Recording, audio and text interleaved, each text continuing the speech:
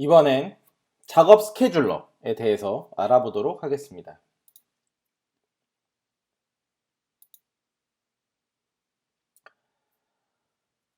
이번 시간에 배워볼 내용은 효율적인 데이터 전송, 효율적인 데이터 전송을 위한 작업 스케줄러에 대해서 알아볼 거고요. 잡 서비스, 잡 인포, 잡 스케줄러 이렇게 세 가지의 컴포넌트들을 배워보도록 하겠습니다. 효율적인 데이터 전송입니다. 효율적인 데이터 전송, 데이터 전송 자체는 굉장히 자원을 많이 소모하고요. 무선 라디오라고 표현되어 있는데 우리나라 용어로는 보통 LTE나 3G라고 하는 통신사에 제공하는 그 라디오 신호고요. 이 라디오 무선 라디오는 배터리를 사용합니다. 디바이스의 배터리가 부족해지거나 장치의 전원이 필요할 수 있습니다. 그리고 또 데이터 전송은 요금제를 사용합니다. 사용자에게 요금이 부과됩니다. 무료 앱도 마찬가지로 사용자에게 요금이 부과되는 거기 때문에 우리나라 사용자들은 대부분 종량제를 사용하거나 하기 때문에 크게 못 느끼실 수도 있지만 이 요금도 굉장히 중요한 부분이고요. 이 무선 라디오의 전원 상태는 다음과 같습니다. 최대 전력 상태에서는 연결이 항상 활성화되어 있고요. 최고 속도로 데이터를 전송합니다. 그리고 저전력 상태에서는 50% 적은 전력을 사용해서 전원을 사용하고요. 그리고 대기 상태에서는 최소 전력에서 네트워크를 연결 비활성화 시킵니다. 3G용 라디오 상태 전환입니다. 3G 이 라디오 상태에 대해서 도식이 되어 있는데요. 기본적으로 가장 최대 전력인 상태에서 5초 동안 이 라디오 상태가 아이들 상태가 되면 로우 파워로 내려가고요. 그리고 1.5초의 레이턴시를 통해서 다시 풀 파워로 순환하게 되고요. 그리고 이 라디오 가장 대기 상태, 기본적으로 데이터 전송을 하지 않는 이 상태로는 아이들 상태에서 12초 동안 라디오를 사용하지 않으면 스탠바이 상태로 내려가게 되고, 그리고 매 2초마다 확인을 해서 레이턴시 2초의 레이턴시로 이 풀파워 상태로 전환을 하게 되는 이 구조로 안드로이드는 데이터 송수신을 하게 됩니다. 번들 네트워크 전송인데요. 일반적으로 3G LTE 장치의 경우 모든 데이터 전송 세션에서 무선 장치가 20초 동안 에너지를 소비합니다. 그래서 최대 전력 사용할 때는 18초마다 1초씩 데이터를 보내고요. 평상시에는 3초의 묶음, 번들링을 해서 3초간 묶음으로 데이터를 전송하게 됩니다. 데이터 전송은 묶어서 처리된다는 내용이고요. 번들이라는 것이 좀 이렇게 데이터를 묶어서 전송하게 만들어 주고요. 그래서 번들된 데이터와 번들되지 않은 전송의 이 비율에 대해서 나와 있는데요. 이쪽은 프로그래밍에 대한 개념이라기보다 네트워크 신호에 관련된 더 로우한 이야기이기 때문에 그냥 이렇게 참고만 하시면 좋을 것 같습니다. 그래서 프리패치 데이터인데요.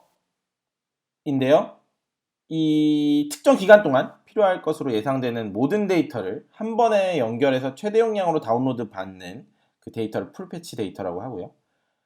만약에 이 예상한 결과가 맞다면 배터리 비용과 대기 시간을 줄여주는데, 잘못 생각하면 더 많은 배터리와 데이터 대역 폭을 사용할 수도 있습니다.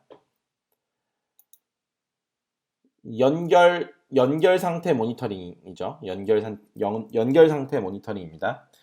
이 와이파이는 배터리 사용량이 적고 3G보다 많은 대역폭을 사용합니다. 커넥티비티 매니저를 사용해서 활성화된 무선 상태를 확인하고 적절하게 스위칭해서 사용해 줘야 합니다. 배터리 상태 모니터링입니다. 배터리 집약적인 작동을 하기 위해서 특정 조건을 기다립니다. 배터리 매니저는 브로드캐스트 인텐트의 모든 배터리 및 충전 정보, 세부 정보를 브로드캐스트합니다. 배터리 상태에 대한 처리를 위해서 등록된 브로드캐스트 리시버를 사용하면 배터리를 효율적으로 사용할 수 있게 됩니다. 다음은 작업 스케줄러입니다. 이 잡 스케줄러라고 하는데요. 백그라운드 작업을 위해서 효율적으로 배치하는 데 사용합니다. 이전 시간에 서비스 강의에서 말씀드렸던 인텐트 서비스를 대체하는 잡 인텐트 서비스도 마찬가지로 이 작업의 스케줄에 대한 내용이고요. 시간이 아닌 조건, 컨디션에 따라 결정이 되고 이 알람 매니저보다 훨씬 더 효율적입니다. 작업을 일괄 처리해서 배터리 소모를 최소화하고요. API 20일 이상에서 사용할 수 있습니다.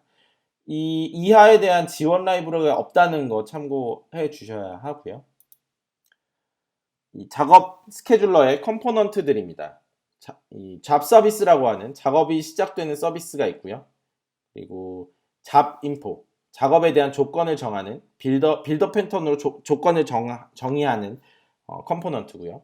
그리고 잡 스케줄러는 작업을 예약하고 취소하고 서비스를 시작하는 기능을 합니다. 잡 서비스입니다. 이 잡 서비스는 이 잡 서비스라는 클래스를 상속받아서 생성을 하고요. 거기에다가 작업을 구현하게 됩니다. on start 잡 그리고 on stop 잡을 오버라이드 해서 사용하고요. 메인 스레드에서 동작합니다. on start 잡은 이제 이 on start 잡이라는 메소드를 오버라이드해서 구현할 때 여기에 해야 할 작업들을 구현해 넣고요. 조건이 충족되면 시스템에서 호출해 줍니다. 메인 스레드에서 실행되고요. 무거운 작업은 다른 스레드로 만들어줘야 합니다. 이 on start 잡에서 이 return 값이 있는데요. 반환값을 주는데 불리언으로 반환값을 주는데 false인 경우는 작업을 종료했다는 뜻이고요. true인 경우는 작업이 오프로드 됐다. 오프로드 됐다는 게 어떤 의미냐면 워커 스레드를 생성하고 거기 스레드로 작업을 전달한 후에 이것이 종료됐는지에 대한 여부를 확인할 수 없다라는 얘기고요. 그래서 그 워커 스레드에서 잡 피니시를 명시적으로 호출해 줘야만 on start 잡에서 해야만 이 잡이 정상적으로 잡 서비스가 종료되고요. 그 on start 잡에서 잡 파라미터를 객체를 전달해 주게 됩니다. on stop 잡입니다.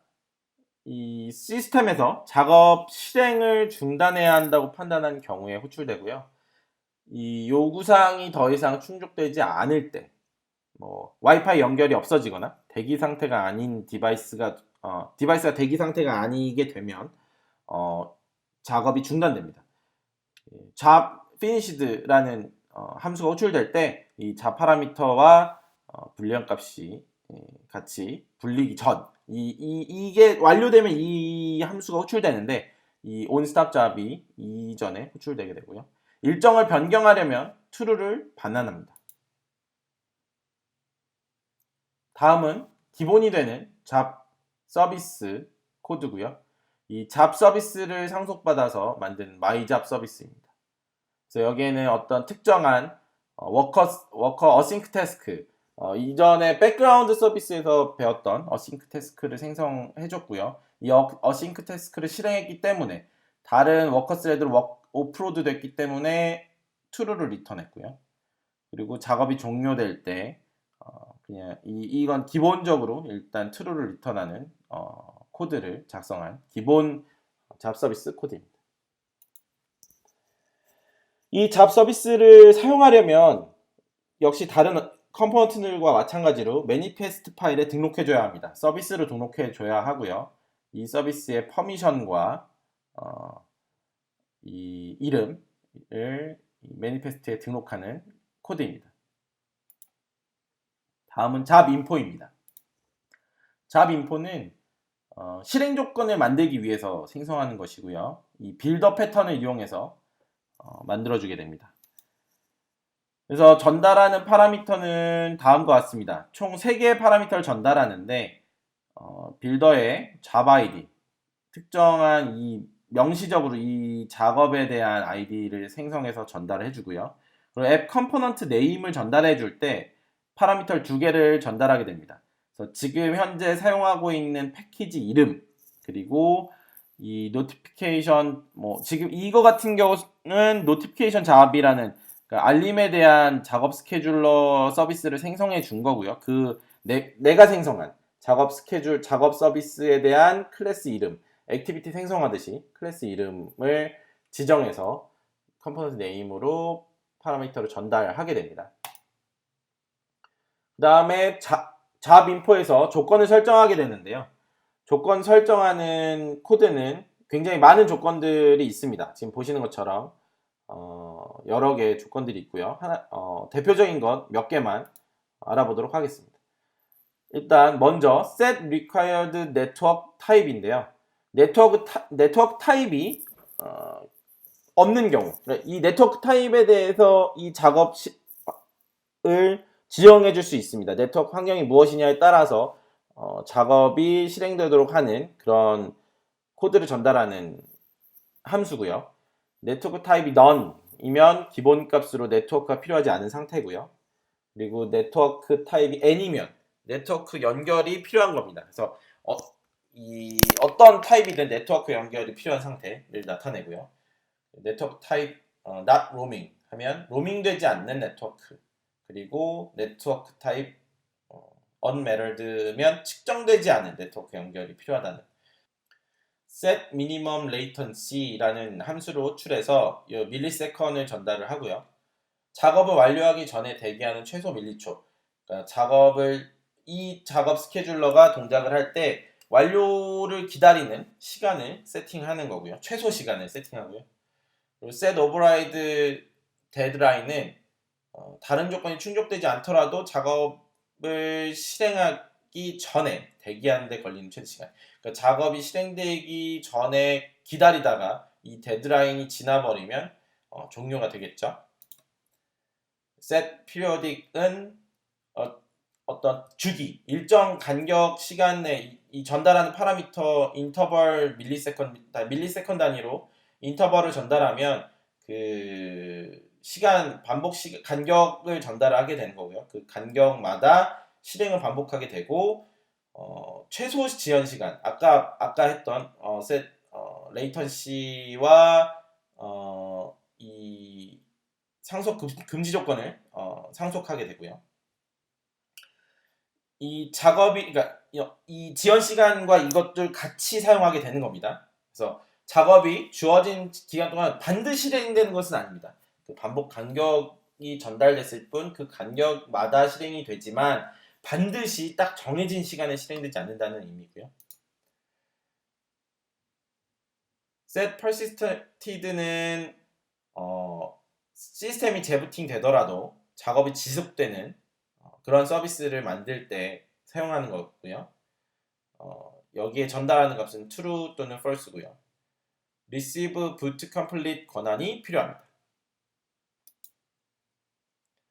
set required charging 이건 장치를 꽂아야지만 동작하는 그런 잡 스케줄러고요. true나 false를 전달할 수 있고 기본값은 false입니다. 다음은 required device idle인데요. 디바이스가 대기 상태, 아이들 상태, 아무것도 하지 않는 그냥 기본적인 상태라고 보시면 좋을 것 같고요. 이 대기 모드는 장치가 사용 중이 아니고 잠시 동안 사용되지 않았을 때 시스템에 의한 느슨한 정의입니다. 그러니까 이게 반드시 아이들 상태라고 명시적으로 정의되어 있는 것은 아니지만 시스템에서 사용자 입력이 없거나 그냥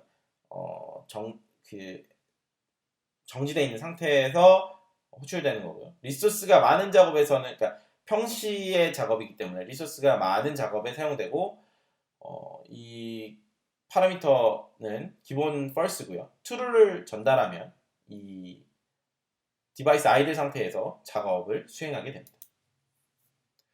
다음은 잡 인포의 코드인데요. 보시는 것처럼 파라미터 3개를 전달합니다.